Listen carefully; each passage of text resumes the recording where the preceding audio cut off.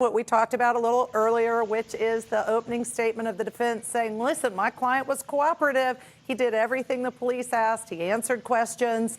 Again, I know you've said, well, that may or may not make a difference with the defendant. Defendants may do that and fully cooperate. I'd like to talk a little bit for just a moment about, in your opinion, your advice. What should he have done in your mind when police ask to interview, search a car?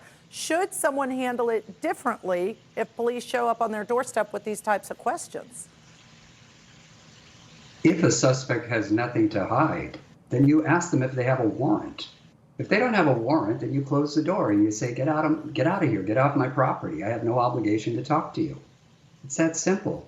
Otherwise, you're leaving yourself wide open for a potential criminal prosecution. You have no idea what they may be looking for. There may be very, very valuable, very probative, botanical, biological evidence on that car, on the undercarriage, on the tires, on the wheels, something that you're completely unaware of that they are looking for.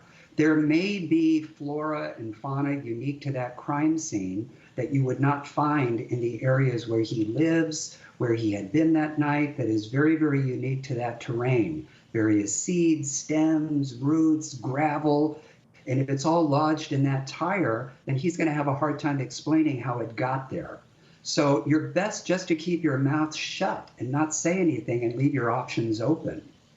And let's talk about that terrain. I mean, honestly, with the way you just saw it in the mud and the water, and it's a low water crossing, unless there's too much water at some times of the year, depending on the weather.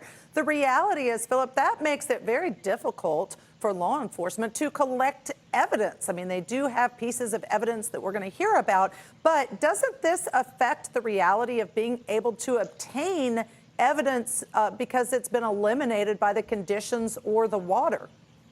Not at all. Not at all. As a matter of fact, very frequently there are spores, there's pollen, there's mold, there's all kinds of botanical evidence unique to that terrain that could still be on those tires. All right, excuse me for interrupting you. I just need to let everyone know we're going straight back to court. The judge is on the bench. Let's listen.